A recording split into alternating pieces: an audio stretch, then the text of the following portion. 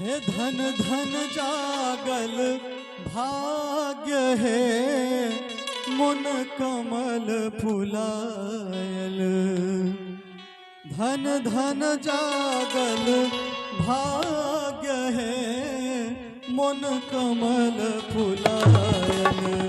मंगलमय दिन आज है पाहुन छठ आयल। मंगलमय दिन आज है पाहुन छठ आयल। धन धन जागल भाग्य है मुन कमल